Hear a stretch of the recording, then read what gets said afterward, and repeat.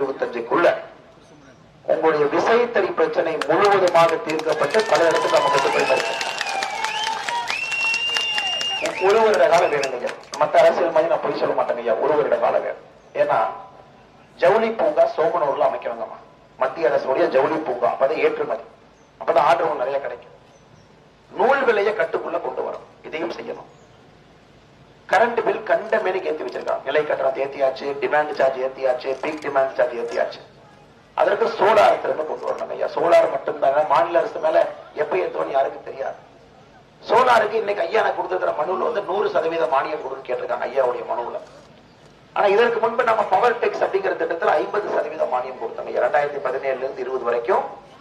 குறிப்பாக உங்களுடைய விசைத்தறிய சோலார் தகடு மூலமா மாத்துறீங்க அப்படின்னா 50% மானியம். நான் உங்களுக்கு கொடுக்கக்கூடிய உறுதிமொழி 75% மானியம். 75% மானியம் அதை உயர்த்தி கொண்டு வருகிறது. அதுக்கு மேல நடக்கிறது. விசைத்தறியை பொறுத்தவரை முழுவதுமாக இந்த பிரச்சனையை பார்க்கணுங்க. முழுவதுமா பார்க்கணும். இன்னைக்கு பிரச்சனை என்னன்னாங்க ஐயா, ஜவுளித்துறை அமைச்சர் நம்ம கிட்ட இருக்கு மத்திய அரசு, தொழில்துறை அமைச்சரவை நம்ம கிட்ட இருக்கு. மாநில அரசு கிட்ட இருந்தாலும் கூட இவங்க குழந்தையை கிள்ளி விட்டு வேடிக்கை பார்க்கறாங்க. ஆனா நான் மாநில அரசை கூட சொல்ல விரும்பலைங்க. தப்பு அவர்கள் செய்திருந்தாலும் கூட நாங்கள் அதை சரி செய்து கொடுக்கின்றோம்.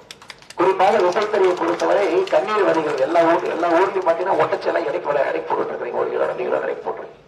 அதனால ஐயா நிச்சயமாக செய்து கொடுக்கணும். அதுக்கு டாரிஃப் ரீசேஞ்ச் பண்ணணும் ஐயா.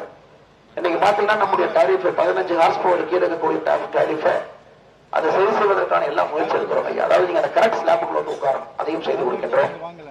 அதுக்கு எனக்கு ரொம்ப ஆச்சரியமான விஷயம் ஐயா. நான் தொடர்ந்து பாரதிய ஜனதா கட்சி தலைவராக சொல்லுவது, தமிழகத்திலே நவோதியா பள்ளி வரணும்.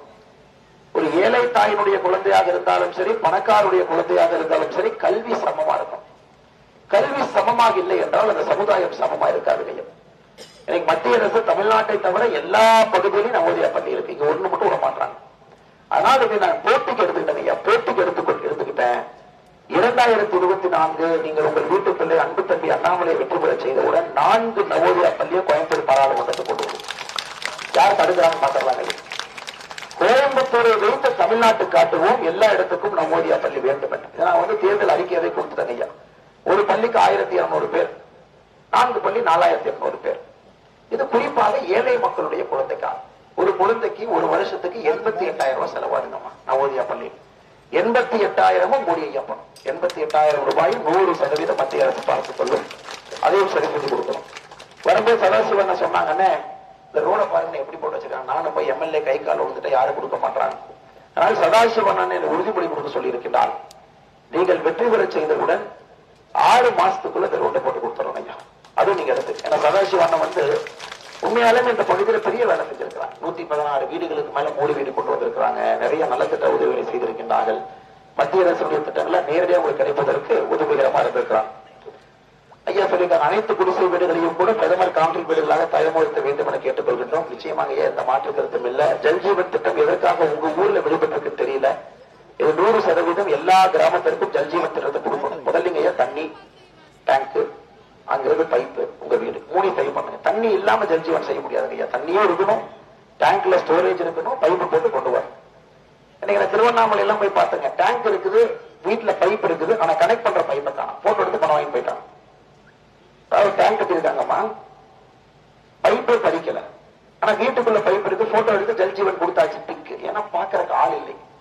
நம்முடைய எம்பிஆர் தான் இடத்துக்கு ஏறி இறங்குவாங்க, கேட்பாங்க. நீங்க சட்டையை பிடிச்சு கேட்பீங்க, உங்க அரசு தான் மேல இருக்குது, இதை கூட செய்ய மாட்டீங்களா, உரிமையா நீங்க கேட்பீங்க. ஆனா இன்னைக்கு எம்பிக்கள் இல்லாத காரணத்தினால் திமுக கையில குரங்கு கையில பூமாலை கொடுத்த மாதிரி தான் நம்ம திட்டங்கள்லாம் இருக்குது. 1000 கோடி ரூபாய் ஒதுக்கி கொடுக்க போல ஆட்சி நடத்தி கொண்டிருக்கின்றார். அது அன்பு சகோதர சகோதரிகள், எல்லோருக்கும் தீர்வு பாரத பிரதமர் நரேந்திர மோடி அவர்கள் 400 பாராளுமன்ற உறுப்பினர்களை தாண்டி ஆட்சியில் அமர வேண்டும். உங்கள் வீட்டு பிள்ளை, உங்கள் அன்பு தம்பி அண்ணாமலை நீங்கள் வெற்றி பெற செய்ய வேண்டும் என்கிற அன்பான வேண்டுகோளை வைத்து தாமரை சின்னத்துல அடிப்படை வசதிகள் எல்லாம் நாங்கள் தீர்த்து கொடுக்கின்றோம். ஏன்னா ஊர்கோன்ற ஐயா இருக்கிறாங்க, உங்க முன்னாடி நான் உத்தரவாதமாக கொடுத்து விட்டு செல்கின்றேன். அண்ணன் சதாசிவம் அவன் இருக்கின்றார்கள், உத்தரவாதமாக கொடுத்து விட்டு செல்கின்றேன். ஒரு வருடத்துல விசைத்தறிகளுக்கு நிரந்தர தீர்வு. இந்த மாதிரி நீங்க கம்ப்ளைண்டே பண்ண மாட்டீங்க. எக்ஸ்போர்ட் வந்துடும், நூல் விலையை கட்டுக்குள்ள கொண்டு வந்துடுறோம், கரண்ட சரி பண்ணி கொடுத்துடுறோம், பழையபடி விசைத்தறிகள் ஓட ஆரம்பிக்கும். ஏன்னா விசைத்தறி உங்கள்கிட்ட எடுத்துட்டா உங்களுக்கு வேற தொழில் தெரியாதுன்னு எனக்கு தெரியும். இந்த ஊர் மக்கள் எல்லாம் விசைத்தறி, காலையில மாடு வச்சிருப்பாங்க, பால் கறந்து வந்து விசைத்தறி ஓட்டுவாங்க. சாயந்தரம் ஆட்டு மாட்டை கூட முடிக்கிட்டு வருவாங்க. இப்படித்தாங்க அந்த ஊருடைய பழக்கம். அதனால விஷயத்திலேயே உங்கள்கிட்ட எடுக்க முடியாது. உங்களுக்கு தெரிந்த தொழில் அது நலிவடைந்திருக்கிறது. நான் ஏற்றுக்கொள்கின்றேன். அதை சரி செய்து கொடுப்பதாக உங்களுக்கு உத்தரவாதம் அளிக்கின்றேன். ஒரு வருடத்துல நிலைமை தலைகீழமாக மாற்றி காட்டுகின்றோம். ரொம்ப நன்றிங்க. அவங்களுடைய அன்புக்கு மறந்துடாதீங்க. நம்முடைய சின்னம் தாமரை சின்னம், வெப்பு சின்னம் தாமரை என்பதை மறந்து விடாதீர்கள். ஏப்ரல் 19ஆம் தேதி ஊர்ல எல்லாருமே பேசியிருந்தோம். ஆனா ஆனைமலை நல்லாறு திட்டத்தை நம்ம செயல்படுத்த போறோம் ஐயா. அத்திக்கடவு திட்டம் அத்திக்கடவு திட்டமும் ஆனைமலை நல்லாறு திட்டமும் ஒரே நேரத்தில் செயல்படுத்துவதாக தான் 1958 பேசினாங்க. ஆனா அத்திக்கடவு திட்டத்தை ஆரம்பிச்சாங்க. வாய்க்கால் லைனிங் பண்ணல, ஏக்கரேஜ் அதிகப்படுத்தல, நிறைய பிரச்சனை இருக்குது ஐயா. நம்ம ஆனைமலை நல்லாறு கொண்டு வந்தா ஒரு 8.5 டிஎம்சி எக்ஸ்ட்ரா வந்துருங்க ஐயா. 8.5 டிஎம்சி எக்ஸ்ட்ரா தண்ணி வந்து அந்த குளத்தையெல்லாம் ஃபர்ஸ்ட் நம்ப ஆரம்பிக்கிறோம் ஐயா. நிலத்தடி நீரை உயர்த்தினா போர் போட்டீங்கன்னா 900 அடி போறீங்களாங்க ஐயா. 900 அப்புறம் 1000 அடி போடுறேன். அதனால எல்லா குளங்களுக்கும் முதல் வேலை வந்து நீரை கொண்டு வந்து நட்டு நிலத்தடி நீரை உயர்த்தணும் ஐயா. 10,000 கோடி ரூபாய் செலவாகும். ஆனைமலை நல்லாறு திட்டம் 10,000 கோடி ரூபாய் செலவாகும். இதை ஒரு ஆட்சியால் செயல்படுத்த முடியும் என்றால் அது மோடியால் மட்டும்தான் முடியும். இதையும் செய்து காட்டுகின்றோம். எல்லா பகுதியிலும் இது உத்தரவாதமாக கொடுத்திருக்கின்றோம். நீங்க ஜஸ்ட் நம்பணும். அண்ணாமலை என்ன சொன்னா செய்வாரு. 3 வருடமாக நீ பார்த்துக் கொண்டு இருக்கின்றீர்கள்.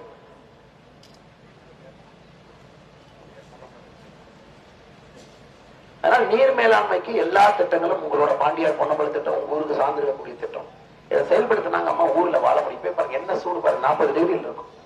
40 டிகிரி 5 வருஷத்துல பாலைவனம் ஆயிடும். அப்படியே பச்சை சுருங்க சுருங்க சுருங்க ஊர்ல எப்படிங்க அம்மா இருக்க முடியும்? அதனால நீங்க யோசிச்சு ஓட்டுக்கணும். இந்த ஓட்டுங்கிறது திமுக போட்ட என்ன செய்ய முடியும்? ஆல்ரெடி முதலமைச்சர், ஆல்ரெடி அமைச்சர், ஆல்ரெடி எம்எல்ஏ. ஒரு எம்பி வந்து என்ன செய்வாருங்க? ஆளுங்கட்சி அவங்கள, ஆளுங்கட்சி நாம. இல்ல அதிமுக ஓட்டு போட்டு என்ன செய்ய போறாங்க? ஆளுங்கட்சி நாம. அதனால நீங்க கிட்ட வேலை வாங்கணும். நீங்க ஓட்டு போட்டு ஜெயிக்க வச்சு வேலை வாங்கணும். பெண்ட் எடுக்கணும். இதை சரி பண்ணி கொடுங்க, போய் பணத்தை வாங்கிட்டு வாங்க, இதை சரி பண்ணுங்க, விசைத்தறியா செய்யாம இருக்கிறீங்க, ஜவுளி பூங்க ஆரம்பிங்க. அப்படித்தான் நம்ம ஜனநாயகத்துல மக்கள் வேலை வாங்கணும். இந்த எம்பியில ஜெயிச்சோன்னு எஸ்கேப் 5 வருஷம் கழிச்சு குடிங் கிளாஸ் போட்டு மறுபடியும் வர்றாங்க ஓட்டு போடுங்க அப்படின்னு. அந்த மாதிரி நம்ம செய்ய முடியாதுங்க ஐயா. அதனாலதான் நாம் போடுகின்றோம் என்று தெரிந்தவுடன் கம்யூனிஸ்ட் கட்சிக்கார எம்பி எஸ்கேப். நமக்கு இந்த வேலையே வேண்டாம். அதனால அன்பு சகோதர சகோதரிகளே, உங்கள் அன்பு தம்பியாக உங்கள் வீட்டு பிள்ளையாக வைக்கக்கூடிய வேண்டுகோள், உறுதியாக நீங்கள் மோடி ஐயா வெற்றி பெற செய்ய வேண்டும். கோயம்புத்தூர் பாராளுமன்றமும் அதுல 400ல் 1 இருக்க வேண்டும். வேலையை